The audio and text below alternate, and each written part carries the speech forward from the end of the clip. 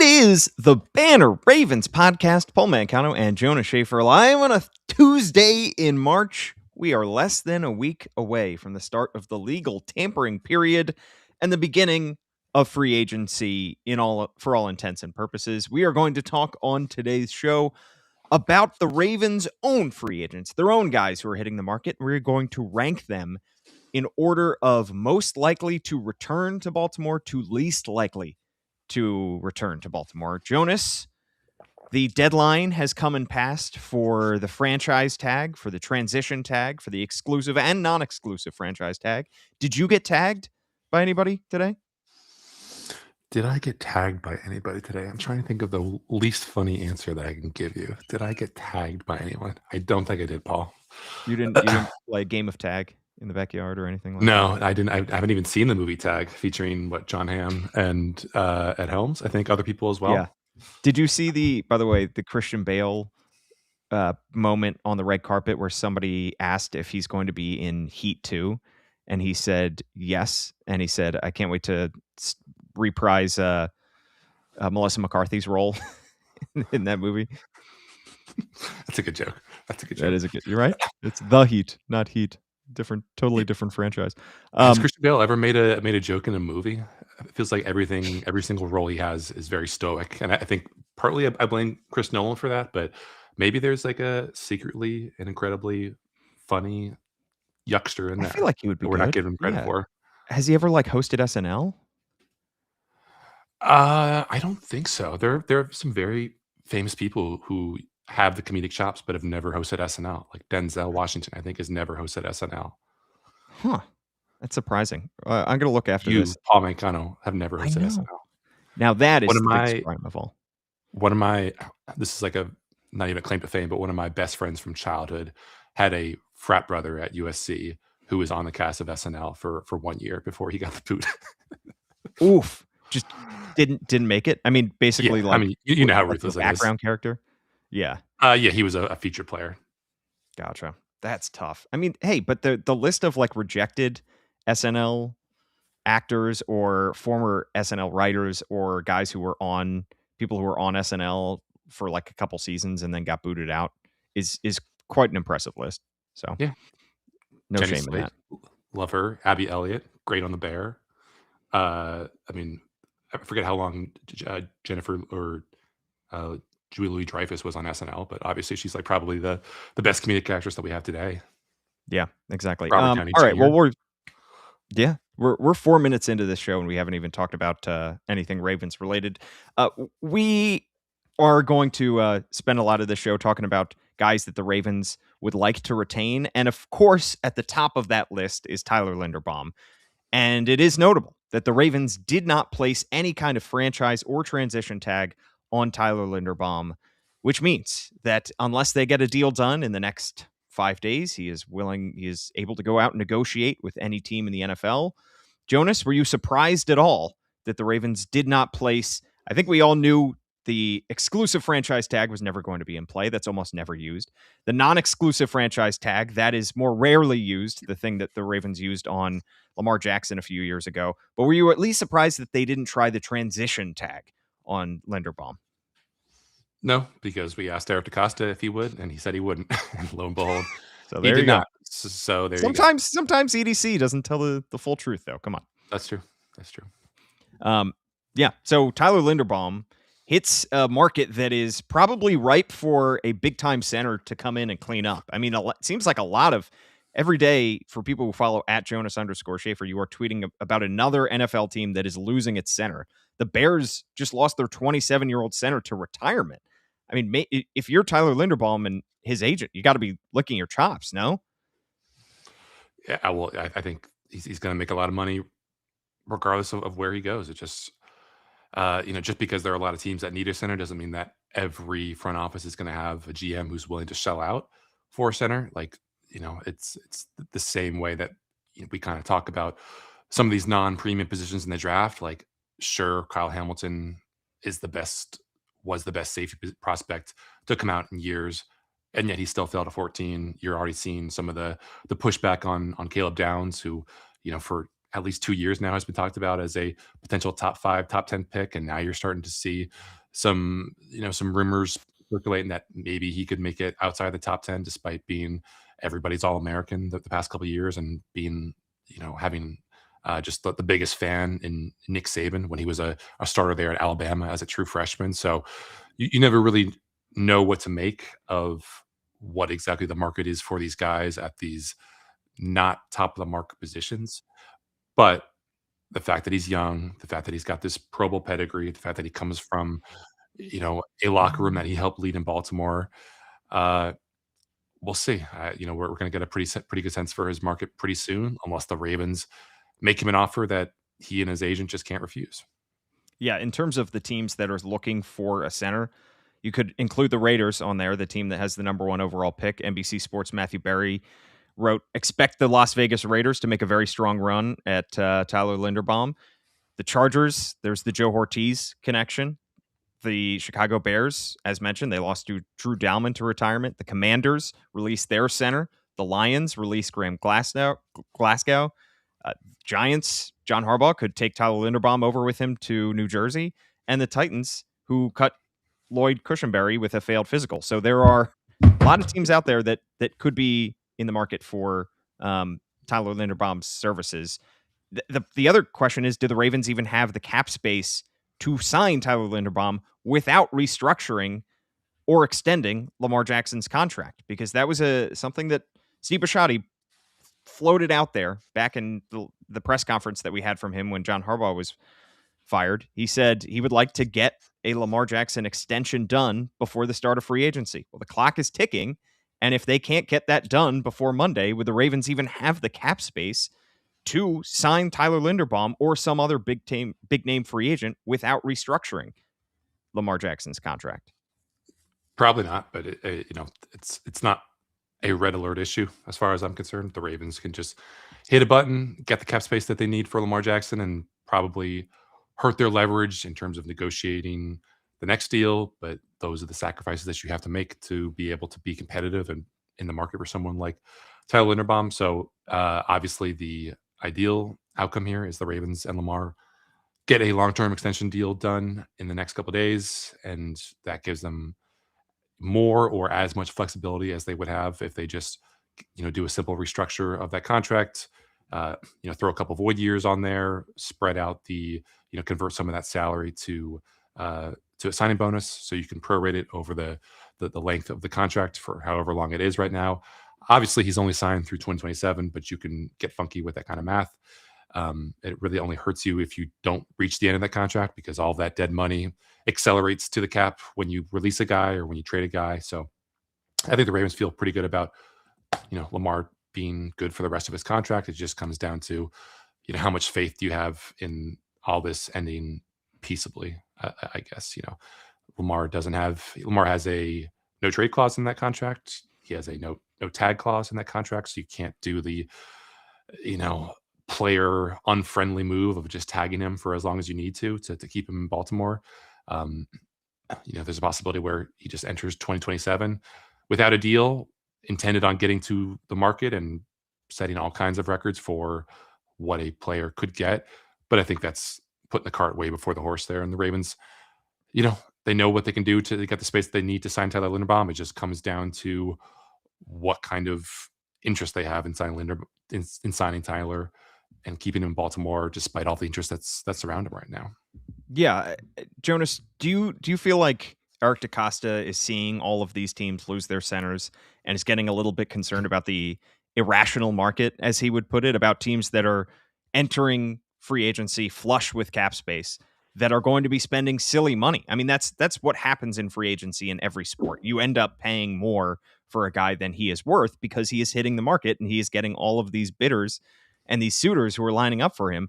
Do you think EDC could be just scared off by the kind of market that's forming here?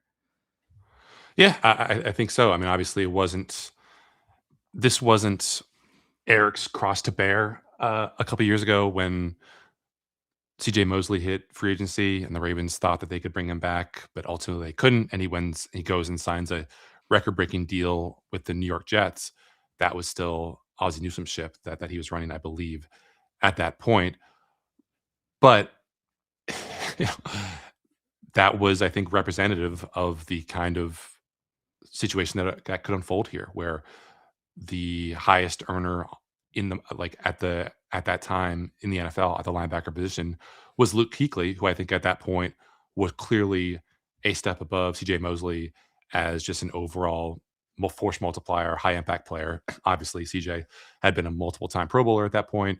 No disputing just what he was worth to the Ravens defense, but he wasn't the cream of the cream. He wasn't the best of the best. And I think you could say the same thing about where we are with Tyler Linderbaum. Like, it's obvious that he is not as good a player as Creed Humphrey, who's obviously the highest paid earner right now at $18 million a year. You could say he's not even the best center in his division. Like, Zach Frazier, the Steelers' second year, going to be a third year center, might be a better player at this point. But Tyler is next in line. As we've seen so many times now, at the quarterback market, you don't have to be the best or even a top five quarterback, at that time to get record-setting money, top of the market money. Trevor Lawrence, last year or 2 years ago, got an incredible amount of money despite not having really proven anything besides the fact that he still had the arm strength and physical skills and flashes of, raw talent that made him the number one pick a few years ago. So, um, Eric DeCosta, I think, has a lot of, he thinks in some ways like an economist.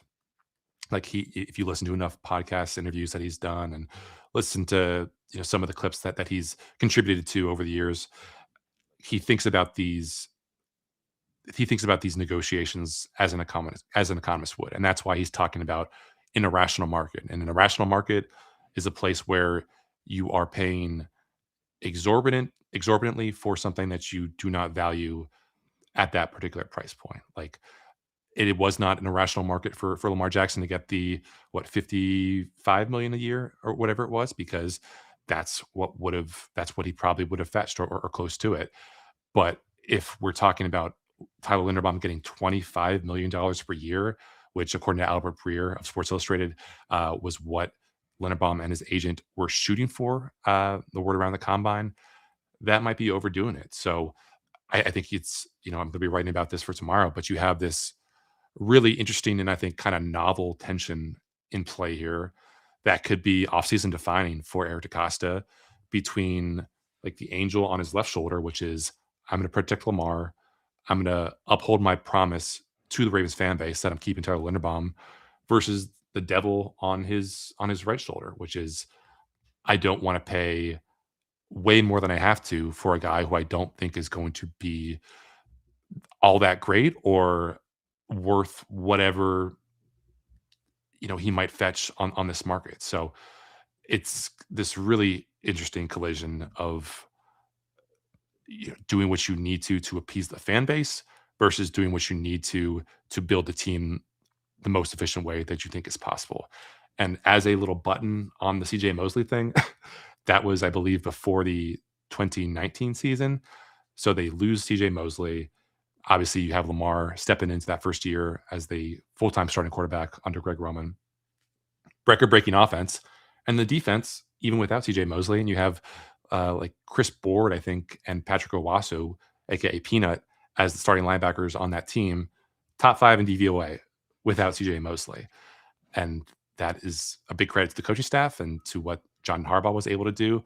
But it's also a reminder that even if it might seem like the sky is falling because the guy that you really, really love and the guy that you really, really treasured and the guy that you really, really thought the Ravens should have shelled out for, even though he went elsewhere, ultimately the sun did rise the next day. And in fact, you probably had a better team without him than you did with him, than you would have had Yeah, with him.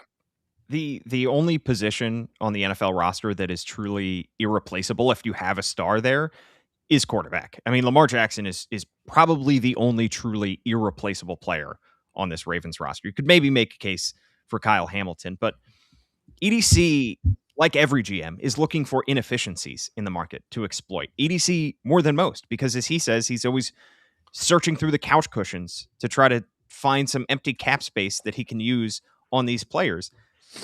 He's got other concerns to deal with on this roster. And as scary as it is to imagine this offensive line without Tyler Linderbaum and potentially needing to replace 3 interior offensive linemen, maybe 2 if you say Emory Jones Jr. is going to start next season.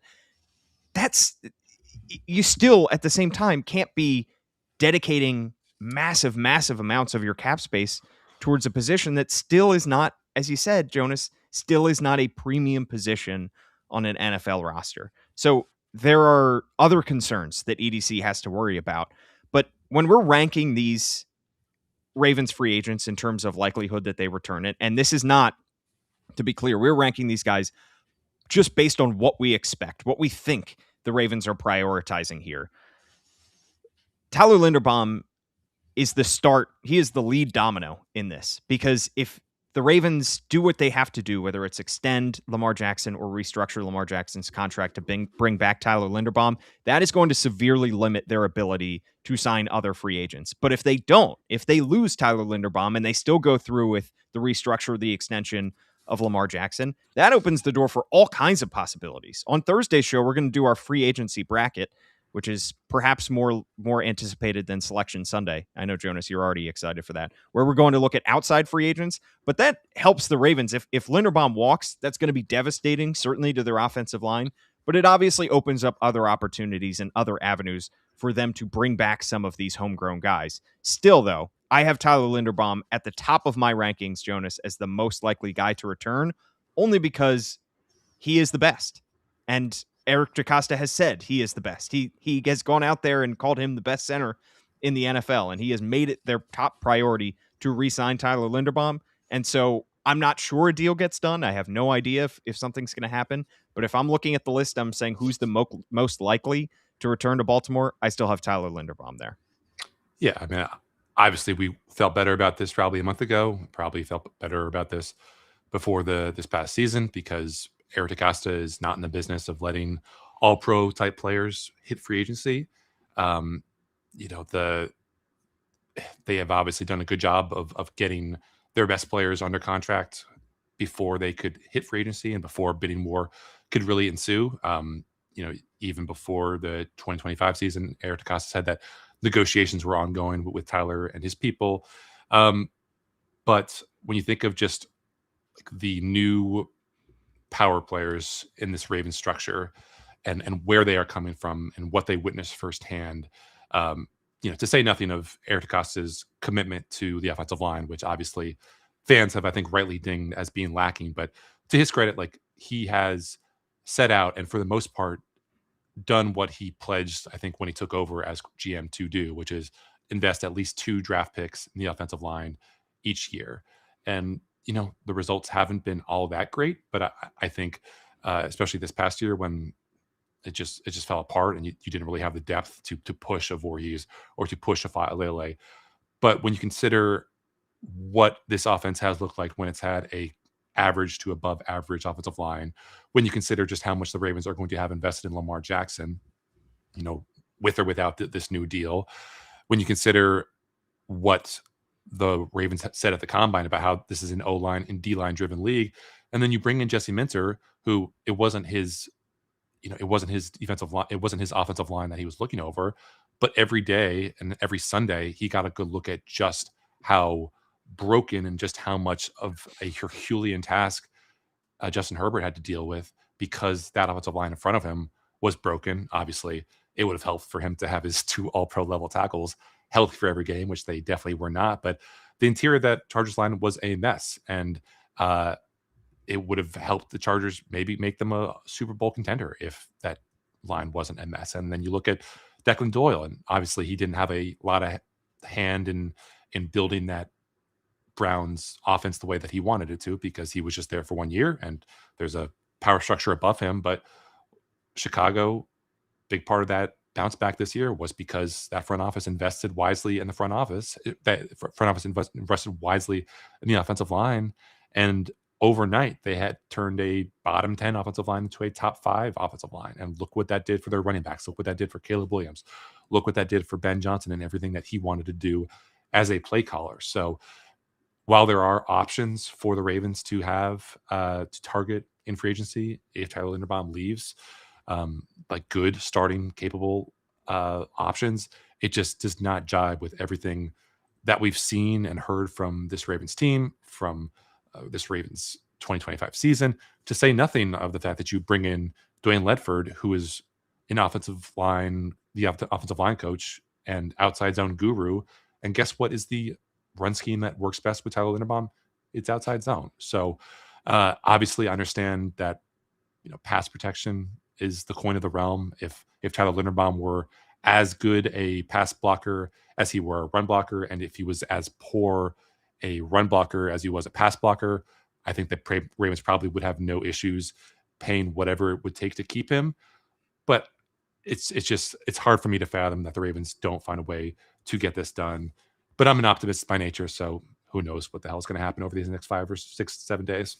Yeah, I mean it is the MO of the front office to extend these guys, the homegrown stars that they have, a lot of their first round picks before they even hit the market. I mean, Eric DeCosta has been handing out $100 million deals, it feels like now every season. I mean, Nnamdi Madubuike got a $100 million deal before he hit free agency. Kyle Hamilton just got a $100 million deal 6 months ago. Marlon Humphrey, going back to another first round pick, got almost a $100 million deal. And then last year, not a $100 million man, but Ronnie Stanley got $60 million. So the Ravens like to keep these guys in house. And so this would be certainly a departure from a lot of that if Tyler Linderbaum were to hit free agency. But this has been a different offseason from the very beginning. The Ravens turned over a totally new coaching staff. They're turning over a new leaf.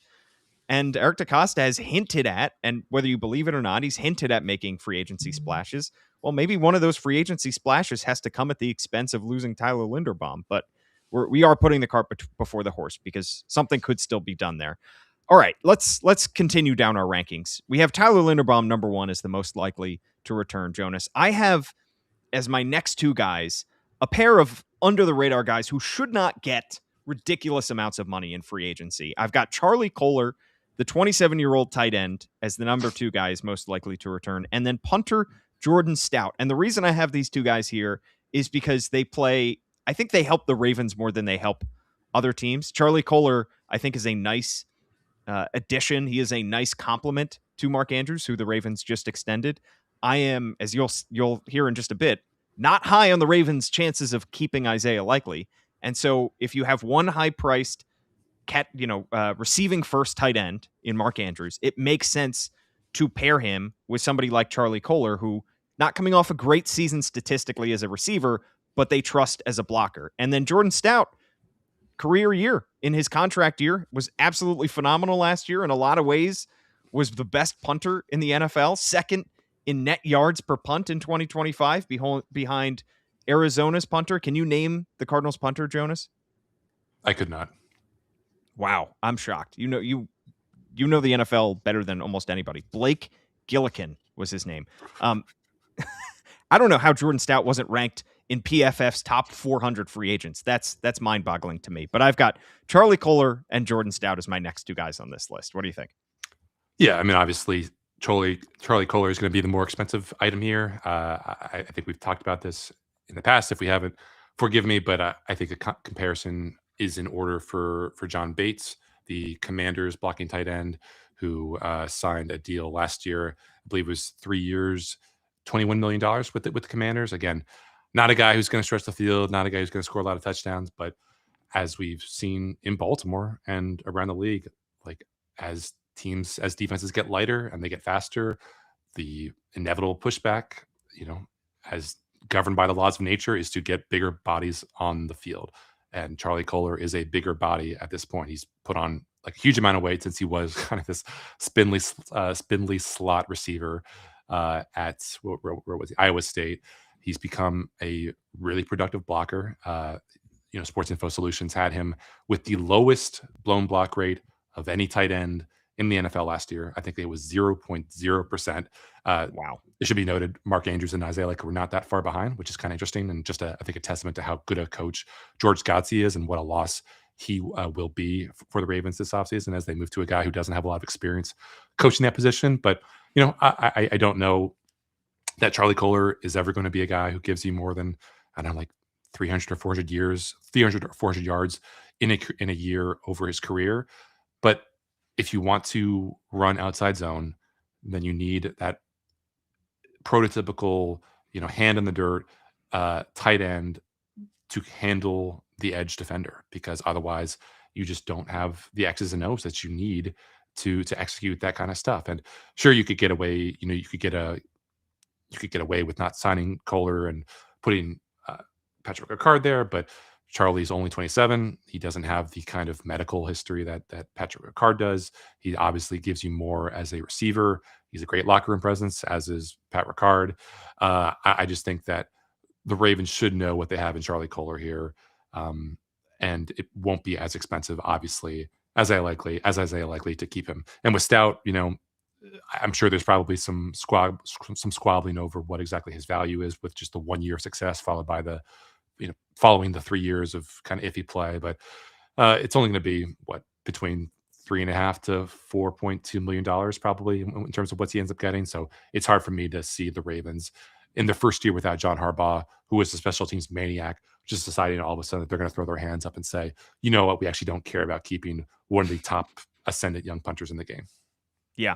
Number 4 on this list, Jonas, I have quarterback Tyler Huntley, who did I would say, serviceable job, perhaps more than serviceable job, filling in for Lamar Jackson last year and usurping that number 2 quarterback role from Cooper Rush. 5 games, 2 of them starts, 77% completion, 2 touchdowns, no picks, also ran the ball 24 times for 151 rushing yards. We saw how much of a difference he made when he entered the game as opposed to when Cooper Rush was running that offense. My question, Jonas, is Cooper Rush was signed to a 2-year deal last offseason. It is a totally new coaching staff, but do you expect Cooper Rush will be a cap casualty at some point? I think he's definitely on that short list. There's not a huge, relief if they cut him. I think it's just it's less than $500,000 according to Over the Cap. So, it would make some sense, but there's a big dead money charge, big relatively speaking, $2.2 million. So we'll see what happens there. But PFF only has Snoop going for 1 year, $1.35 million fully guaranteed. I feel Sign like me up. that's I feel like that's selling him a little bit short, considering Yeah. the state of quarterback play in general. I mean, like, if we're talking about, not to say that Kirk Cousins isn't clearly a better quarterback than Tyler Huntley, but like if we're talking about Kirk Cousins being a viable option to be a starter, then how far really is the end of the starting quarterbacks, the top 32, and wherever Snoop is in the top 64 overall. So considering just how far quarterbacks in general in the draft get pushed up if they have any chance of starting, it would seem to me that the Ravens aren't going to be able to do what they did last year and assign Snoop a kind of practice level contract, because that's how he came to Baltimore last year. Like, he was cut by the Browns, showed up in Baltimore, learned the offense again, and then he eventually overtook Cooper Rush. So it's a little bit unclear what exactly Snoop's market is, considering how well he performed, all things considered, for this Ravens offense. I still think a lot of teams probably hold on to their priors, which is, this is a guy who wasn't drafted, who hasn't really done anything outside of Baltimore. He was okay for the Dolphins for the kind of spot starts that he got. But I just wonder, is he going to be, for the Ravens, a guy whose market maybe exceeds what their budget is for him by $1 million or $2 million, and that's all it takes for the Ravens to decide, what, we're going to run it back with Cooper Rush for another year because he's a guy who we actually have under contract. Yeesh. I would be critical of that, just considering how Yeah. badly things went last year when it came to Cooper Rush running that offense.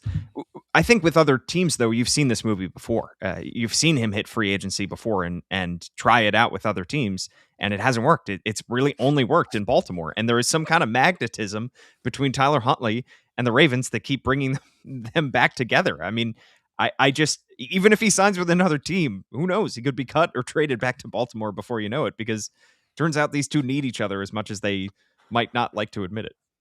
The only thing I guess I would add in the context of Snoop is the one detail that Declan Doyle has harped on, to a degree that I think he even exceeds what Todd Monken did in Baltimore, is he's talked about one explosive plays for this offense. And obviously, you get to a certain point in the kind of Rolodex of quarterbacks where a guy's natural ability just does not lend itself to explosive plays because they're not fast enough as a scrambler, or they don't have this, the arm strength as a passer, or they just don't have the football IQ to be able to make those kind of Aaron Rodgers level in his prime type plays and reads and stuff. And, you know, is there a quarterback who Declan Doyle feels in the event that Lamar Jackson is sidelined would give the Ravens more of a chance of being explosive than Tyler Huntley? Because Tyler, for all of his, to his eternal credit as a guy who can do the job on Sunday on short notice, is the more of the take what the defense kind of gives you kind of guy. And obviously that was enough for 2 wins last year against the Bears and the Packers, two okay defenses. But is there someone else at a similar price point who Declan Doyle maybe feels would give this offense a little bit more explosive potential? Just something to kind of Right. consider there.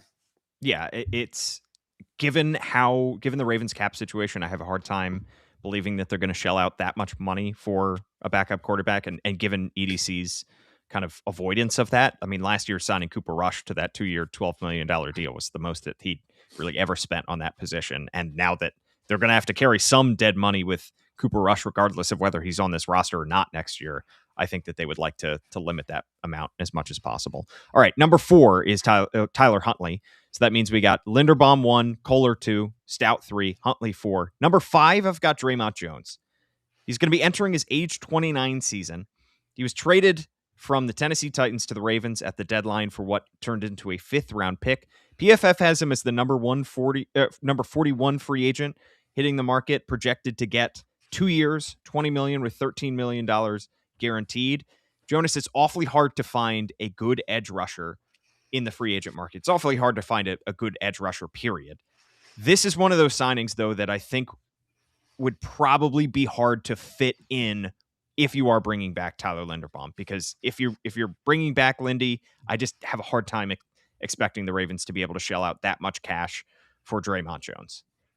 Yeah, I think for that reason, I would probably put him lower than 5th, because I'm working under the assumption that the Ravens will bring back Tyler Linderbaum and thus have less money to pay a guy who I think a lot of teams would probably project to be that number 2, number 3 edge rusher. Obviously, he was the Ravens' best edge rusher last year, and the fact that they don't have the money to keep him, and we don't know exactly how good they feel about their options in 2026 without him, says a lot about what exactly this team is lacking, and how far they have to go to resemble in any way what Mike Macdonald was able to gin up in Seattle. But I think there's going to be a pretty nice market for him. Like, he's still less than 30 years old. He's been in that like 5 to 9 sack range for a few years now. He's a reliable run defender. He can be versatile as a pass rusher. He's obviously a step or two below those top tier physical freaks who are kind of instant wins when they're really on their game. But I think there's going to be a pretty robust market for a guy like Dre'Mont Jones. You think of what, like New England, for instance, was lacking this year. Obviously, he doesn't fill that need of the top tier edge rusher, but they really needed some help on the edge there. And if they lose a guy like Chase on, I feel like Dre'Mont Jones could be a guy who could come in and fill a need for a team like the Patriots. So I don't really know. There's a lot of familiarity with Baltimore that would do them any kind of favors in the same way that it has for other guys who've been in the system for a little while. Obviously, he had a great time in Baltimore. It seemed like he really hit it off with the guys in that locker room. But he was a mercenary hire who did his job, and the Ravens paid a decent price to go get him. And now we'll see what exactly he's going to fetch on the open market. I just think that it's always, you do yourself a disservice by underestimating what the market value would be for guys who have this kind of sack production. And because of that, it's just hard for me to see the Ravens like feeling like they would be the leader in the clubhouse for getting him if and when he hits the open market. That comp pick might be just too tempting for EDC. Next up, I've got a pair of homegrown guys, a pair of former undrafted free agents. Safety Ardarius Washington at number 6, and running back Keaton Mitchell at number 7. Ardarius Washington, amazing that he even came back last year, let alone return as early as he did. Returned from his torn Achilles in just 7 months last season and filled the role as that third safety in a very different safety group than the one that he entered. PFF has him as the number 80 free agent, projected to get a 1-year, $4 million fully guaranteed fully guaranteed deal. And then Keaton Mitchell, he is a restricted free agent. Uh, it was a topsy-turvy 2025 season for Keaton Mitchell, who was not active for the first several games of the season. Finished with 341 rushing yards, just one rushing touchdown, 9 catches for 63 yards in 13 games. Also fills in the role of a kick returner. Now, how it works with restricted free agents, if the Ravens were to give him a right of first refusal tender, that would be worth projected $3.6 million. Jonas, I think the Keaton Mitchell conversation depends heavily on what the Ravens decide to do with Justice Hill, who ended the season on IR. He's going to be entering his age 28 season. So this might be one of those domino effects, but how likely do you think it is that Ardarius Washington and or Keaton Mitchell return? I think I don't know who I feel better about. I think it'll probably be a while before we figure out what exactly the Ardarius Washington's next destination is. I don't think there's going to be a lot of teams queuing up to his house to hand him an offer just because he didn't play a whole lot last year and he wasn't as good as he was in 2024. You know, like that game against the Steelers was not his best. Yeah. There's obviously going to be some of that uncertainty about just where he is physically coming back from that Achilles. And of course, like we talked about with Tyler Huntley, like I think a lot of teams probably just aren't interested in the guy with those physical dimensions. Like he is not an especially big guy. He's not an especially heavy guy. He's not especially fast. He's just a dude who knows ball, who plays with a huge chip on his shoulder. And that gets you far in the NFL, but it doesn't get you far with every front office that you think might have interest in you. So we'll see what kind of happens there with um with Keaton Mitchell.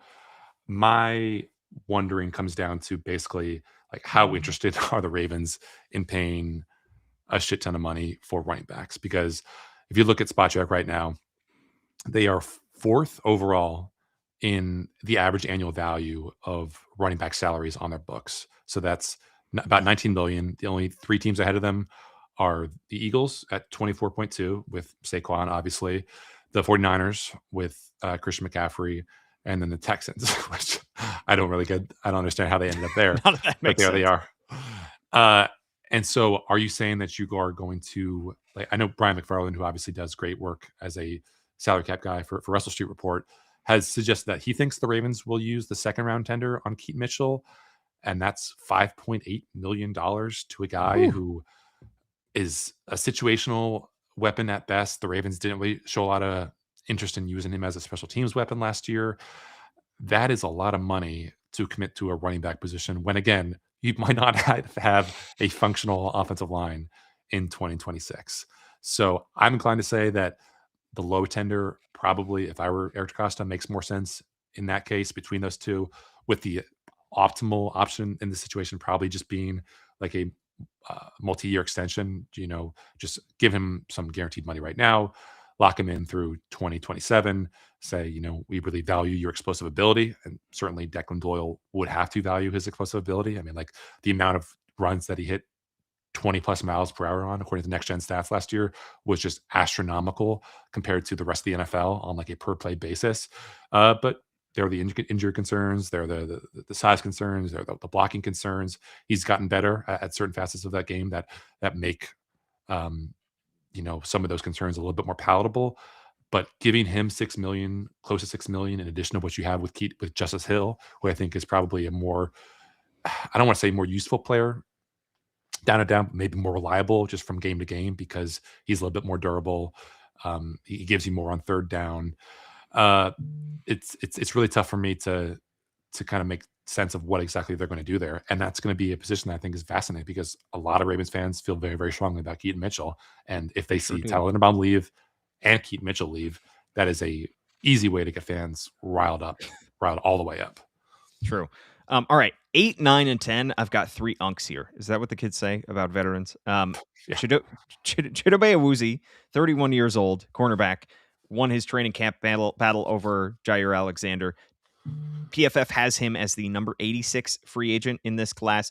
I think unfortunately for Awuzie, the lasting image of him getting cooked by Calvin Austin in Week 18 in Pittsburgh on a devastating touchdown in that loss will probably stick in people's minds. But he was better than that for a lot of the season. Patrick Ricard, 32 years old, signed to a 1-year deal last year. He said he wants to retire a Raven. I think the question is, will Declan Doyle want a fullback, need a fullback in this offense? And then Kyle Van Noy, 35 years old. Production dropped precipitously last year. 2 sacks, just 4 tackles for loss in 15 games. I think that, as much as Steve Bisciotti liked to talk up, Kyle Van Noy's production probably dipped because Nnamdi Madubuike was out. Well, yes, but also you could point to the fact that he's 35 years old and probably declining athletically. So Chidobe Awuzie, Kyle Van Noy, Patrick Ricard. How do you like this group? I think probably I think least likely to come back is Kyle Van Noy. I just think he's pretty clearly over the hill at this point. I think a lot of his lack of production last year was tied to that lower body soft tissue injury he had. I think it was a hamstring. And, you could say he's got the offseason to get healthy and get back to where he was in 2024 and in 2020 and in 2023. But at his age, I just don't think, those kind of injuries are not going to become, rarer and rarer. They're going to become more and more common for a guy that has that wear and tear on him already. I just don't, frankly, remember him making a lot of plays in training camp either. So I think probably unless he comes back at just a cut rate and is willing to come back to Baltimore and the Ravens want him for that locker room, it's hard for me to imagine him being back in Baltimore. And yeah, I mean, you kind of nailed it with that regard. Like, do they want him back? Obviously, Pat wants to be back. He said that he wants to retire a Raven, but he's also dealt with his own share of injuries. He's just plays the game in such a physical way that lends itself to the occasional offseason surgery, the occasional in-season, IR stint. Obviously, it was a frustration, I think, from John Harbaugh about just how long it took for him to recover from that calf injury. I think it was this past year. The Ravens offense, I know people feel strongly about Pat Ricard. I think a lot of people are misinformed about how exactly valuable he has been to this Ravens offense over the years, but it's been a better offense with him on the field than with him off the field. And, I'd be happy to shout it from the mountaintops, but typically when 42 is on the field, the Ravens have a better chance of success than without him because of everything that we said about teams not having the defensive personnel to match a guy who has that kind of size and can just flatten you if you are lined up in the wrong way. So I think him and Derrick Henry as a partnership, we saw just how bountiful it was in year one. I think if we see them get healthy and get on the same page in year 3, then it could be, just as magical as it was in their first year together. But obviously, I understand that the price for him will probably have to come down from what it was this past year, which was 1 year, $2.9 million. I think there are some teams around the NFL that need a fullback and would probably be able to talk themselves into Pat Ricard. But it seems like he's another guy who would probably have to wait out this process a little bit to find exactly what his market is. And that would probably be to the Ravens' benefit because they could take care of other more pressing matters. And then, they'd probably be able to get him for less than what another team is willing to offer him. And again, it's not a huge commitment. It's not like you're paying even Rashad Bateman level money to get this guy back on your team. So because of all that, I think I would feel decently good about the chances of the Ravens being able to retain him. Yeah. All right. Next up, got a pair of guys in Jake Hummel, Alohi Gilman. Jake Hummel, 27 years old, played in all 17 games last season, special teams ace. And then Alohi Gilman, he was traded for in the deal that sent Odafe Owe over to the other coast. He has the Jesse Minter connection, but also consider the fact that he was traded by Jesse Minter's team in order to acquire Odafe Owe. So what exactly does that tell you? What do you think of Jake Hummel and Alohi Gilman's chances of returning here? I mean, Jake Hummel feels just like the perfectly, the perfectly coin toss, late March, under the radar signing that the Ravens have to make. He's not Delshon Phillips when it comes to being an impact player on special teams, but clearly the Ravens value him. Like they improved their special teams this year, not all because of him, but because of the improvements of Jordan Stout and because they got Tyler Loop and everyone else on board. He gives you that connective tissue. He gives you that defensive stability. Obviously, he's a he's a great locker room guy. Gianna did a nice feature on him and just kind of what he's meant to the Ravens. I think before that game against the Rams last year, I believe it was. So you can go and check that out. He obviously wouldn't cost you more than maybe like the veterans minimum, which is not more than $2 million. And then Alohi Gilman, I think you can kind of put it in the bucket of Cheeto, just like it really comes down to how they view these guys' weaknesses and their liabilities with Alohi. He's not a great tackler with Cheeto. He has the medical red flags. He missed some time in Baltimore toward the end of the season after being pretty healthy and being, I think, arguably the Ravens' best cornerback all year.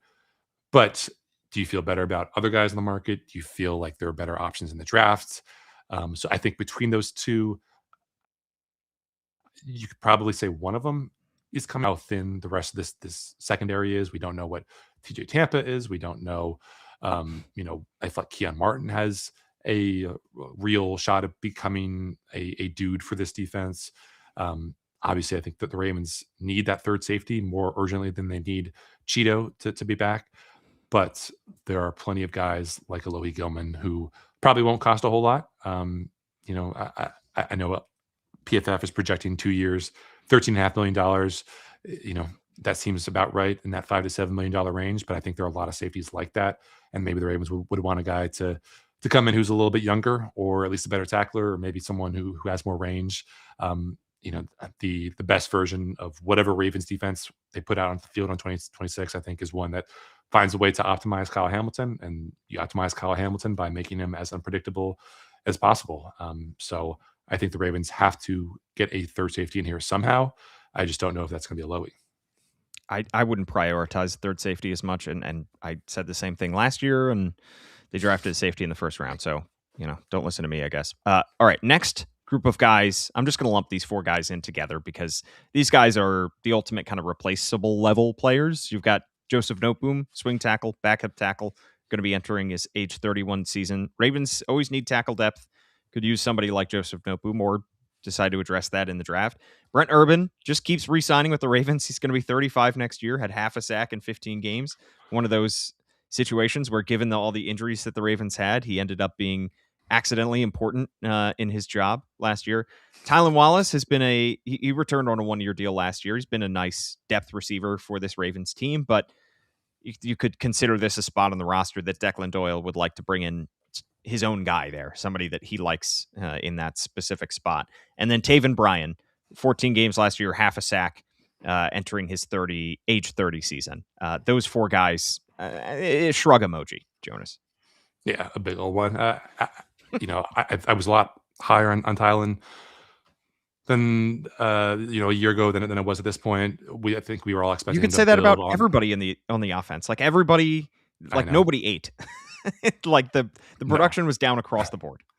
I mean, like the broader discussion that I was kind of interested in having at some point during, like, I guess the early stages of free agency is, I'm not sure if there's anything the Ravens can do to make me feel as good about the Ravens in 2026, like in March 2026, as they did last offseason to make me feel as good about what they were in March 2025. And obviously that optimism was misguided because they didn't get what they needed to get done at the edge rusher spot. The offensive line was not properly constructed. The wide receiver investment in DeAndre Hopkins was maybe a little bit misguided. They didn't have the kind of depth that they needed at safety to make Kyle Hamilton the elite safety that he was. But I just don't know if there's anything the Ravens can do at this point, because I don't know how much real true cap space they're going to have after the potential Tyler Linderbaum deal and the potential Lamar Jackson restructure. That's going to give them the swing that they need to go get a difference maker. Like, obviously, if they part with a couple top premium draft picks in their pursuit of Max Crosby or AJ Brown, then there's a different conversation that we're having altogether. But I feel like everything that the Ravens feel like right now compared to what the feeling was like last year feels kind of different. And a lot of that is just because of how like the toxicity of 2025 has kind of leached into 2026, and we don't feel good about the guys we felt really, really good about a year ago. Like we thought Roger Rosengarten would be ascendant, and he kind of flatlined. And we thought Mike Green was going to be a real difference maker, and he still might be. But it's hard to be as optimistic about him after what we saw as a rookie. Like Nate Wiggins, another guy who didn't take the step forward, even though we feel really, really good about this offensive and defensive staffs. It's just, you can only do so much with the personnel, and we feel pretty poorly about a lot of personnel that is coming back, even the personnel that's paid very, very well. So to go back to these guys, Talon Wallace seemed like he lost favor with the special teams, reps. Like I thought that would be his ticket to the field last year, and those opportunities were few and far between because they just didn't feel like he could make a much of an impact. Taven Bryan was a mid-year acquisition who didn't really do a whole lot. Brent Urban, I think, can give you something as a rotational guy, but he's 35 going on 36. He's probably going to be, if the Ravens do need him, going to be another late in the offseason kind of signing. And then Joe Noteboom, a guy who seemed to be pretty clearly passed in the depth chart by Carson Vincent, which I think is a good sign if you believe in Carson Vincent, like I do, but a bad sign if Noteboom was as bad as he kind of suggested in some of those appearances. Yeah, well, you kind of hit the nail on the head there with our loss of trust, I think you could say, in this whole process. There has been a dip in trust because when you look back to last year or the year before, especially the 2023 season, it felt like everything the Ravens did hit. That all of the little signings that they made, from Ronald Darby to Jadeveon Clowney, those were all massive hits, and a large part of it was the coaching staff that was in place there got the most out of those guys. But it gave you so much confidence in 2024 where you said, all right, I can see their vision with all of these guys that they're bringing in. And that even though they get bounced by Buffalo that season, that even bled over to last offseason where they bring in DeAndre Hopkins and you say, all right, I can see what they're going for here. This, just because of how everything went last year, we're going to have a little bit of mistrust with all of the moves that they make. It left such a sour taste in our mouth. That doesn't mean they won't work. I think that there's just a natural inclination not to have as much faith in the kind of moves that they make this offseason. All right, the last group of guys here, Jonas. 17, 18, 19, and 20. These guys, I think I have a very low confidence rate that the Ravens are going to bring them back. And unfortunately, I know this is going to come as a bad news for a lot of Ravens fans, but I've got Isaiah Likely here. Everything that he's said, everything that he's indicated, it seems like he's looking for an opportunity to be a starting tight end with another team, and he should look for that opportunity. He's 26 years old. He's coming off a down season, which he had only 307 yards and 1 touchdown. Obviously, a couple, high-profile gaffes in big games, but he could cash in, and he could get a lot more opportunities with another team that doesn't employ Mark Andrews. David Ojabo is next at number 18. It just never worked out. It just from the start, from the moment that he got drafted, the Ravens just kept waiting on his talent to appear, and it never did. And eventually, he became a special teamer this past year.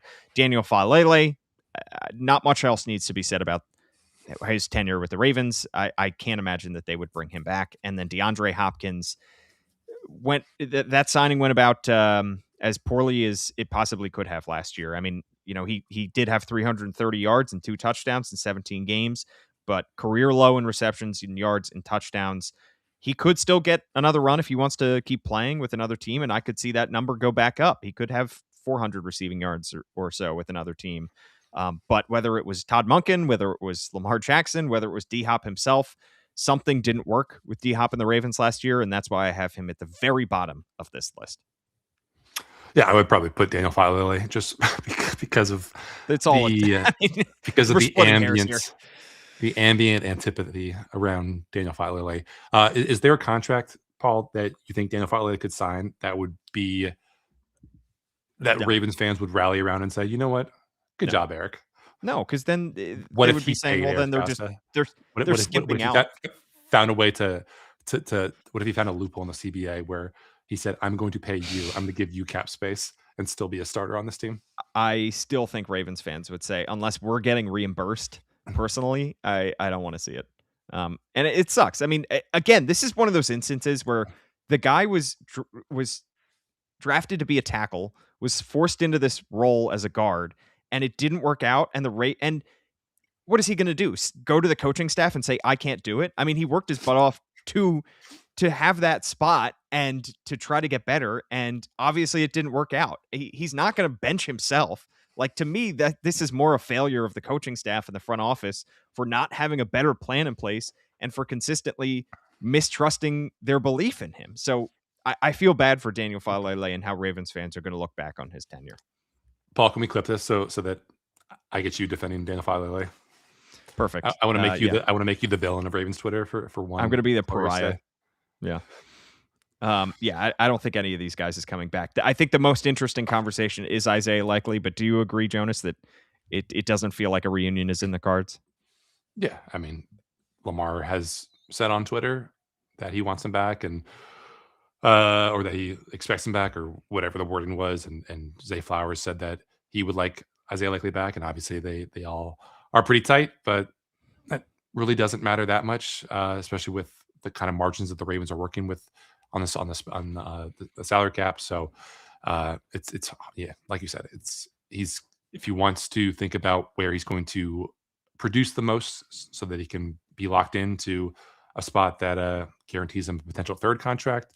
I don't think it's going to be Baltimore. I think obviously he's probably not going to find a quarterback as talented as Lamar to throw him the ball, but you know he's good enough to be productive somewhere. And the Ravens, because of their own failure in negotiating with Isaiah Likely when he was a much hotter property, ended up settling, I guess, for Mark Andrews, and we'll see exactly how long, whether Mark is able to live up to that contract, or whether that contract is even completed for, once do we get to the end of that contract, because it's a somewhat team friendly deal when you look at the numbers.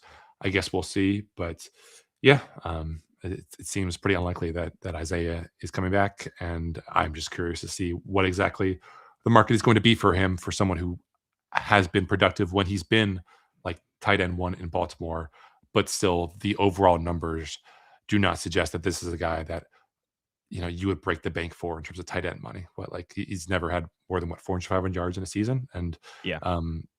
A lot of his production has come off being like the guy or one of the guys that Lamar looks to on scramble drills. Like, is he going to be as productive in an offense where it's a little bit more in structure? There's a fewer opportunities for him to work the kind of magic that he does out of structure, scramble drill, after the catch.